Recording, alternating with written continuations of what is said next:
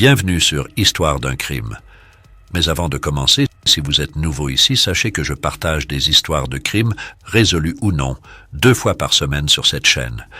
Si vous appréciez le contenu, n'hésitez pas à vous abonner. Maintenant, préparez-vous à entrer dans le cœur de cette affaire.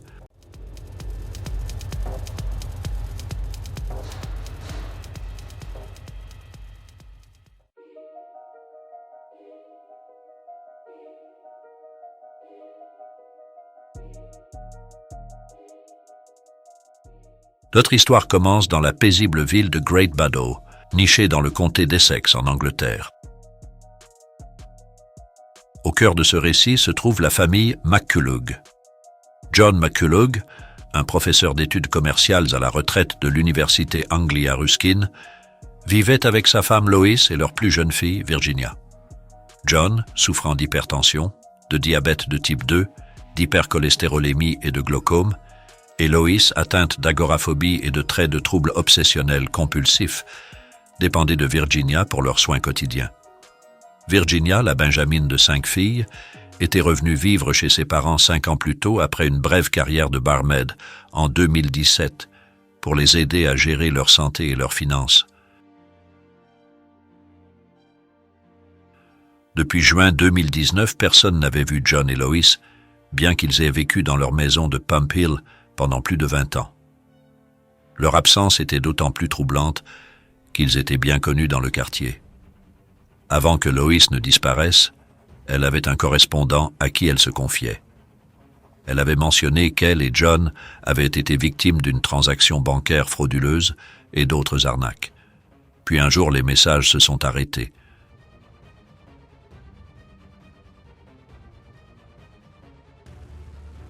L'ami de John, quelqu'un qu'il rencontrait tous les vendredis au pub local White Horse, a été surpris lorsque Virginia lui a dit que ses parents avaient déménagé parce qu'ils en avaient assez des gens qui bavardaient à leur sujet.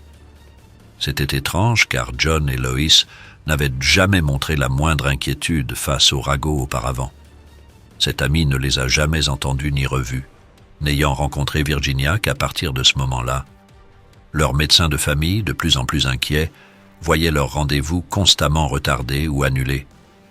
La clinique avait du mal à croire que John et Lois pouvaient se passer de soins médicaux pendant si longtemps, surtout avec leur dépendance aux médicaments. Inquiète, le médecin contacta l'équipe de protection du conseil du comté d'Essex, qui alerta la police.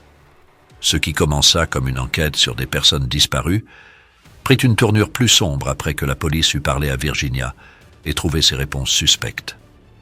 Ils ont obtenu un mandat de perquisition.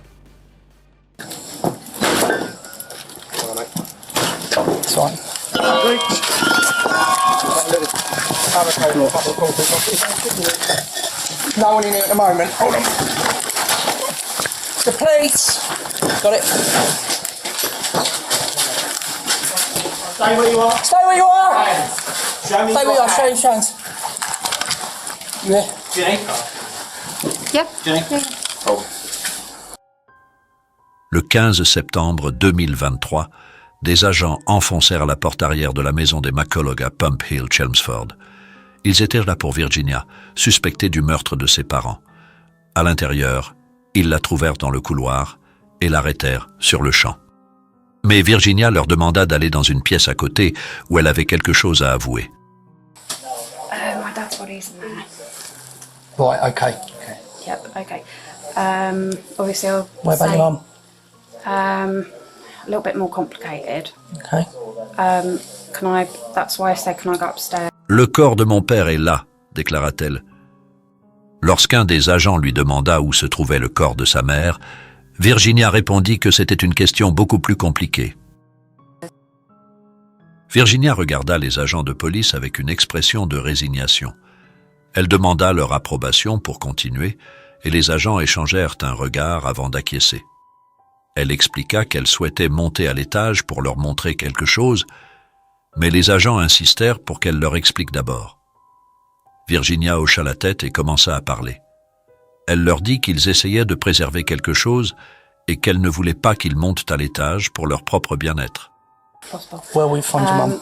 Okay, so upstairs there were about 5 wardrobes. Yep. It's behind the bed at the back next to the sink. That's the second one. Les agents, perplexes, lui demandèrent où ils allaient trouver sa mère.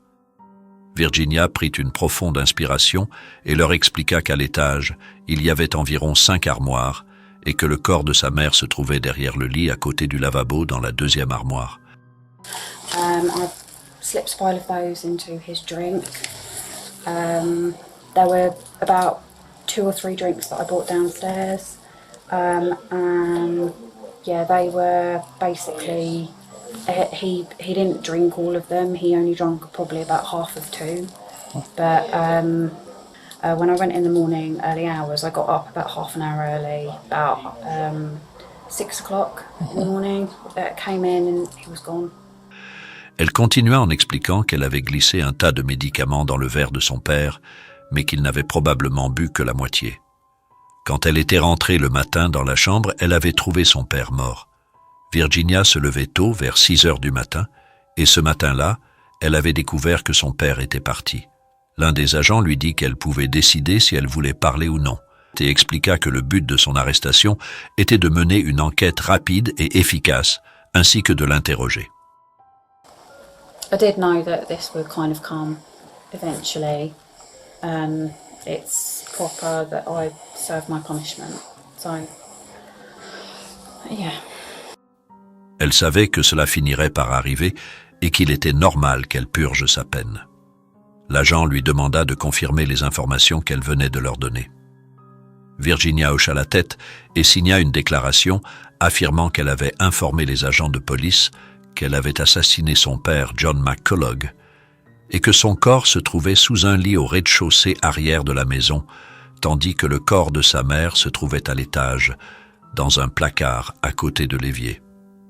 Virginia ajouta qu'elle méritait de connaître sa peine, car c'était la bonne chose à faire, et cela pourrait lui apporter un peu de paix. Contrairement à la plupart des tueurs lors de leur arrestation, Virginia était restée étrangement calme. Elle avait signé ses déclarations à la police avouant les meurtres de ses parents avec autant de désinvolture qu'on pourrait signer pour un colis de livraison. En discutant de l'emplacement des corps, Virginia semblait plus préoccupée par le fait que la police fouillait dans sa garde-robe que par le fait que ses parents aient été enterrés dans la même maison.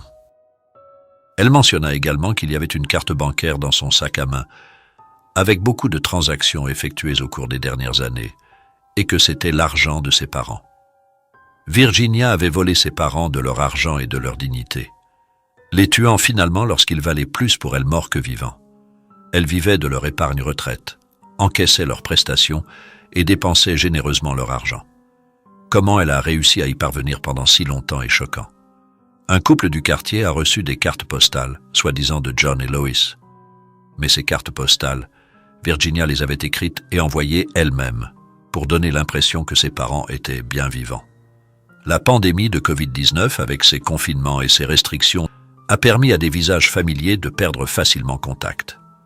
Pour Virginia, c'était parfait. Elle profitait de la situation, entretenant l'illusion de l'absence de ses parents sans que personne ne se pose trop de questions. Mais sa mascarade s'est effondrée en septembre 2023. Après des années pendant lesquelles Virginia annulait des rendez-vous au nom de ses parents, leur médecin en a finalement eu assez. Personne n'avait entendu parler de John ou Lois depuis bien trop longtemps, et leurs problèmes de santé étaient graves. Les excuses ne suffisaient plus. Leur médecin l'a signalé à la police, déclenchant une enquête sur les personnes disparues. Lorsque la police a initialement contacté Virginia pour lui demander où se trouvaient ses parents, elle leur a dit qu'ils voyageaient et qu'ils reviendraient en octobre. Mais 2 personnes de 70 ans atteintes de maladies chroniques voyageant sans leurs médicaments n'était pas une réponse acceptable pour la police. Ils ont exécuté un mandat de perquisition au domicile de ses parents et arrêté Virginia. Ce qui a été un choc total, c'est que ses parents n'avaient jamais quitté leur maison depuis 2019. Le seul problème était qu'ils étaient morts, brutalement assassinés par leur propre fille. La maison était devenue un mausolée improvisé et cérémonieux pour leur corps. Virginia avait construit une tombe en empilant des briques, en les fixant avec du mastic, puis en recouvrant la structure de couvertures et de peintures pour la cacher. Le corps de John avait été enveloppé dans un sac de couchage et enterré sous 11 couches de plastique et d'autres matériaux. Une autopsie a révélé plus tard que John avait un certain nombre de médicaments dans son organisme, médicaments qui ne lui avaient jamais été prescrits. Quant à Lois, son sort avait été encore plus brutal. Elle avait reçu 8 coups de couteau au cou, à l'épaule et à la poitrine. Virginia n'avait ni emploi ni source de revenus régulière. Elle dépendait des paiements de son père et se voyait confier la gestion de certaines affaires financières de ses parents. Au lieu d'être responsable, Virginia les volait, contractant secrètement des emprunts en leur nom et augmentant le montant qu'elle pouvait siphonner. Elle dépensait l'argent en jouant en ligne et en faisant du shopping. Lorsque ses parents ont constaté une perte financière, Virginia a menti, affirmant qu'ils avaient été victimes de fraude, de faillite bancaire ou de piratage informatique. Elle inventait des histoires d'enquêtes policières et d'entreprises et promettait que le remboursement était imminent. Elle mentait même à ses parents au sujet de son emploi alors qu'en réalité elle était au chômage. En mars 2019, Virginia a commencé à envisager de tuer ses 2 parents. Elle affirmait qu'elle se sentait piégée et qu'elle voulait s'en libérer. Mais en réalité, elle était piégée par son propre réseau de mensonges. Elle devait se rendre compte que ce n'était qu'une question de temps avant que sa tromperie ne soit découverte. Le 17 juin 2019, Virginia était noyée sous les dettes, atteignant près de 71 800 €. Ce soir-là, elle a placé un cocktail de médicaments dans les boissons de ses parents. Le lendemain matin, elle a trouvé son père mort dans son lit, mais sa mère, qui dormait dans une chambre séparée de celle de son père, était bien vivante. Mais Virginia avait un plan de secours. Elle enfila des gants de jardinage et attrapa un marteau. Sa mère, Lois, était assise dans son lit, écoutant la radio. Virginia la frappa à la tête. Selon sa propre description, Lois se tourna vers sa fille et la supplia. Virginia ignora les supplications de sa mère et la frappa sans pitié à coups répétés. Lois tenta désespérément de se protéger et de se battre pour sa vie, subissant ainsi des blessures défensives. Sa dernière pensée a dû être la façon dont sa propre fille la matraquait avec une intention meurtrière. À un moment donné, Virginia a décidé de laisser tomber le marteau parce qu'il était, selon elle, trop salissant. Et elle a attrapé un couteau de cuisine et a poignardé sa mère 8 fois à la poitrine et au cou. Ce matin-là, Virginia s'était rendue chez le médecin généraliste pour soigner une coupure à la main, une blessure qu'elle avait subie en poignardant sa mère. Elle avait déclaré à la clinique que la coupure était due à un accident survenu en coupant des légumes. Ensuite, elle s'était rendue au centre-ville de Chelmsford pour acheter des fournitures, des articles qu'elle avait l'intention d'utiliser pour dissimuler les corps de ses parents. Dès le lendemain, le 19 juin, Virginia s'était fait passer pour sa mère afin d'obtenir une nouvelle carte de crédit. Elle l'avait immédiatement utilisée pour s'acheter de nouveaux vêtements et bijoux. Puis elle entreprit de dissimuler les corps. Elle plaça chacun de ses parents dans des sacs de couchage. Elle enferma sa mère dans une armoire, la scotchant, puis la bloquant avec des parpaings. Son père fut également placé dans une tombe de fortune que Virginia avait construite. Pendant 4 ans et 3 mois après le meurtre de ses parents, Virginia maintint la façade selon laquelle ils étaient toujours en vie. Le jour de leur mort, elle envoya un SMS depuis le téléphone de sa mère à l'une de ses sœurs, continuant ainsi à entretenir l'illusion. « Ton père et moi sommes au bord de la mer à Walton cette semaine », écrivait Virginia, se faisant passer pour sa mère. Cette nuit-là, elle envoya un autre message. « Bonne nuit ». Ces messages se poursuivirent dans les mois et les années qui suivirent. Virginia alla même jusqu'à parler à l'une de ses sœurs, se faisant passer pour leur mère. Elle utilisa plusieurs cartes SIM pour se faire passer pour ses parents, envoyant des cartes d'anniversaire préimprimées via un service en ligne et continuant à percevoir leurs pensions, qui totalisèrent finalement près de 162 700 €. Elle appela la caisse de retraite de son père, se faisant passer pour lui et ouvrant de nouvelles cartes de crédit au nom de ses parents, accumulant ainsi des frais supplémentaires. Virginia accéda également à leur compte bancaire et accepta les paiements de carburant en hiver. À la fin, la somme qu'elle avait volée atteignait près de 179 500 €. Sa tromperie ne s'arrêta pas là. Virginia appela la police, se faisant passer pour sa mère et se plaignant de choses insignifiantes. Elle contacta le médecin généraliste de ses parents, se faisant à nouveau passer pour sa mère.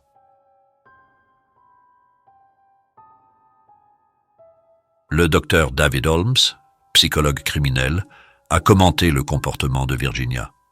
Virginia était quelqu'un de très contrôlé et quelque peu obsessionnel, mais elle montrait également des traits froids et insensibles, souvent associés à l'autisme ou à la psychopathie. Ces traits avaient toujours fait partie de sa vie. Il était possible qu'elle ait fait des choses dans le passé dont personne n'était au courant. Son extérieur calme était le produit de son indifférence totale à l'égard de l'humanité qu'elle avait détruite. Elle montrait une indifférence totale à la vie et à la souffrance humaine, se montrant souvent accusatrice. Lors de son entretien avec la police, elle contrôlait de manière obsessionnelle la conversation, corrigeant les agents et essayant de mettre au point des détails qui lui semblaient plus importants que le fait qu'elle vivait avec les cadavres de ses parents depuis 4 ans. Cela montrait un trait narcissique et psychopathique, ainsi qu'une obsession obsessionnelle. Virginia n'avait aucune implication émotionnelle dans ses actes. Ce n'était pas un meurtre de colère. Elle ne détestait pas ses parents.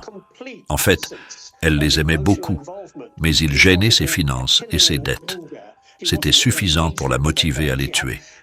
Elle continuait à vivre et à dépenser ce qui restait de leur argent sans aucun remords. Le 11 octobre 2024, Virginia McCullough a été condamnée à la prison à vie avec une peine minimale de 36 ans. Le tribunal a envisagé une peine d'emprisonnement à perpétuité, mais a décidé d'une peine minimale en raison de son plaidoyer de culpabilité et de sa coopération. Le mobile du crime était clairement un gain financier. Virginia avait tué ses parents pour dissimuler son vol. L'utilisation d'un marteau et d'un couteau dans les meurtres n'a fait qu'ajouter à la gravité des faits. Pour sa défense, Virginia a invoqué une négligence émotionnelle durant son enfance, mais le tribunal n'a trouvé que peu de pertinence étant donné que les meurtres ont eu lieu alors qu'elle avait la trentaine. Ses problèmes de santé mentale, son autisme, ses troubles de la personnalité et sa psychose ont été reconnus, mais n'ont pas diminué sa responsabilité. Le tribunal a noté que son mobile était financier et que son autisme expliquait ses aveux détachés, mais pas les meurtres. Malgré ses mensonges, Virginia a pleinement coopéré avec la police et son plaidoyer de culpabilité a réduit sa peine de 4 ans. Cependant, le tribunal a mis en doute la sincérité de ses remords. En fin de compte, le juge a imposé une peine minimale de 36 ans, garantissant que Virginia reste en prison pendant des décennies avant d'envisager une libération. Même si elle est libérée, elle sera condamnée à perpétuité sous la menace constante d'être rappelée en prison. Au cours du prononcé de la peine, des déclarations déchirantes de la victime ont été lues à haute voix, offrant un aperçu de la dévastation causée par ses actes. Le frère de Lois, Richard Butcher, a exprimé une profonde perte. Il a déclaré « Virginia est très dangereuse. Sa capacité à tuer ses parents sape ma foi en l'humanité. J'ai été manipulé au fil des années pour penser que ma sœur était vivante. Je n'arrivais pas à comprendre ce qui s'était passé, et je n'y arrive toujours pas. Je croyais être en communication avec Lois, John et Virginia avant d'apprendre la terrible nouvelle. À cause de son acte méchant, j'ai maintenant perdu 2 proches parents. J'ai examiné tous les scénarios possibles pour savoir si j'aurais pu faire quelque chose pour empêcher cela ou comment cela aurait pu être différent. D'autres proches ont déclaré avoir été dévastés, décrivant l'épreuve comme un cauchemar vivant. La famille a publié une déclaration commune de remerciement à la police d'Essex et à l'équipe d'enquête du maire, exprimant leur gratitude pour la justice rendue. Ils ont rendu hommage à leurs parents, décrivant leur père comme un homme attentionné et travailleur, passionné d'éducation, d'équitation, de golf et de snooker. Notre mère, gentille et attentionnée, était passionnée d'histoire et aimait ses petits-enfants. Notre famille a été dévastée par la mort de nos parents qui ont été emmenés de nous si cruellement. Notre maman et notre papa sont pour toujours dans nos cœurs et sont aimés et manqués au-delà de toute mesure.